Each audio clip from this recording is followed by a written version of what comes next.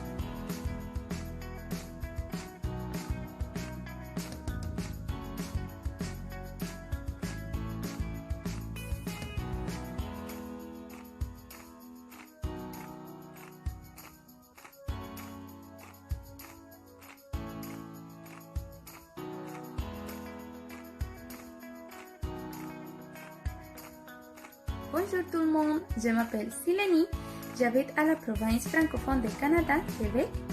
Il y a plusieurs années, je suis une immigrante ici. Et j'aimerais juste vous dire qu'avoir eu des études de français à la secondaire, ça m'a donné l'opportunité de m'intégrer un peu plus vite dans la société québécoise. Et ça m'a donné aussi l'opportunité de trouver un emploi et de me communiquer mieux avec les gens. C'est vraiment une belle langue et c'est vraiment important de la connaître. Merci beaucoup.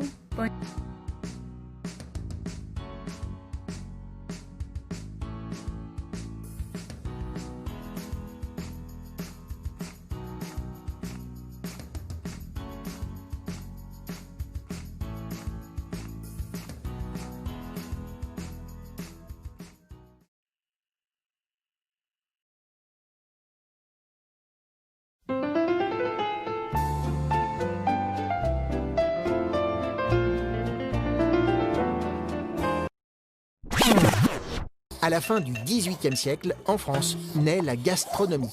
C'est-à-dire que la cuisine est élevée au rang d'art. L'Europe entière reconnaît alors les qualités des cuisiniers français et leur exigence dans le travail. En 2010, la cuisine française est inscrite au patrimoine culturel mondial de l'UNESCO.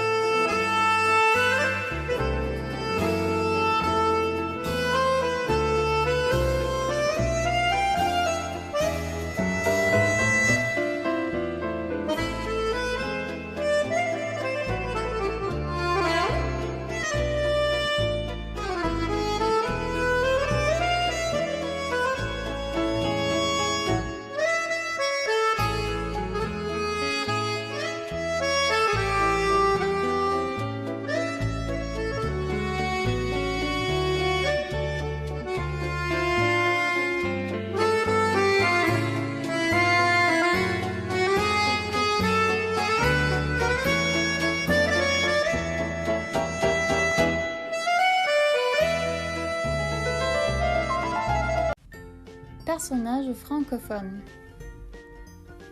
Voyons quelques personnages historiques. Napoléon Bonaparte, militaire, homme d'État et premier empereur des Français. Jeanne d'Arc, héroïne de l'histoire de France, chef de guerre et sainte de l'Église catholique. Footballeur. Zinedine Zidane, footballeur international français, devenu entraîneur du Real Madrid. Kylian Mbappé, footballeur international français du Paris Saint-Germain. Voyons maintenant quelques chanteurs. Céline Dion, chanteuse canadienne. Manu Chao, chanteur et musicien français d'origine espagnole. Voyons quelques scientifiques. Louis Pasteur, biologiste, microbiologiste et chimiste français, reconnu pour ses découvertes des principes de vaccination et la pasteurisation. Marie Curie, physicienne et chimiste polonaise naturalisée française. Écrivain. Victor Hugo, poète, dramaturge, écrivain, romancier et dessinateur romantique français. Amélie Nothomb, romancière belge d'expression française. Maintenant, quelques créateurs. Coco Chanel, célèbre pour ses créations de haute couture et des parfums portant son nom. Yves Saint Laurent, grand couturier français, l'un des plus célèbres au monde. Peintre. Claude Monet, peintre français et l'un des fondateurs de l'impressionnisme. Paul Gauguin, peintre français post-impressionniste. Alors, quelle est l'importance de la francophonie? D'après l'Organisation internationale de la francophonie, il y a 300 millions de francophones dans le monde. C'est la 5e langue mondiale et il y a 132 millions d'apprenants du et en français. Merci. Bonjour, voici une petite vidéo en parlant sur la mode française.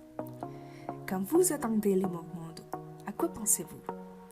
Peut-être vous pensez à des robes extravagantes, des défilés avec des personnes portant des différents costumes. Mais je sais que vous pensez surtout à la France, principalement à Paris. On appelle Paris la capitale de la mode. Ici naissent des marques qui sont reconnues par tout le monde, comme Dior, Chanel et Yves Saint Laurent, parmi d'autres. Saviez-vous qu'en France, il y a une semaine consacrée à la mode? Cette semaine, on l'appelle Paris Fashion Week. C'est une semaine où grandes maisons exposent quelles sont les nouvelles tendances. Il y a 6 Fashion Week par an à Paris. Et ces 6 Fashion Week se divisent en 2 pour la mode homme, 2 pour la mode femme et 2 pour la haute couture. Avant la Révolution française, les tendances étaient marquées par la famille royale et ses créateurs. Aujourd'hui, les tendances sont marquées par les grandes maisons de mode. Cependant, quand vous pensez à la mode française, vient immédiatement à votre tête la mode parisienne, c'est vrai? Les femmes avec les bérets typiques, un chemisier avec des rayures de marron et des couleurs comme le blanc, le noir et le bleu marine. Les hommes portent la veste, la typique chemise rayée de marron et des couleurs aussi comme le blanc, noir ou bleu marine, parce que les Français aiment les couleurs neutres. Par ailleurs, les accessoires sont très importants dans la mode française, comme écharpes, chapeaux, lunettes de bas, cravates et gants, parmi d'autres. Mais l'accessoire indispensable de la mode française, c'est le parfum. Le parfum existe depuis des millénaires. Tous les peuples ont utilisé le parfum à des fins qui pouvaient être religieuses, médicinales, hygiéniques ou encore profanes. Mais c'est dans le XVIIIe siècle que Marie-Antoinette donnera naissance à des parfums plus floraux ou aromatiques appelés eaux fraîches, qui font référence à la nature, comme celle-ci de la vidéo. Comme vous pouvez voir, la mode est très importante pour la société française. C'est partie de sa culture. Et vous? Que pensez-vous de la mode? J'espère que cette vidéo vous aidera à mieux comprendre la culture française. Merci mes amis.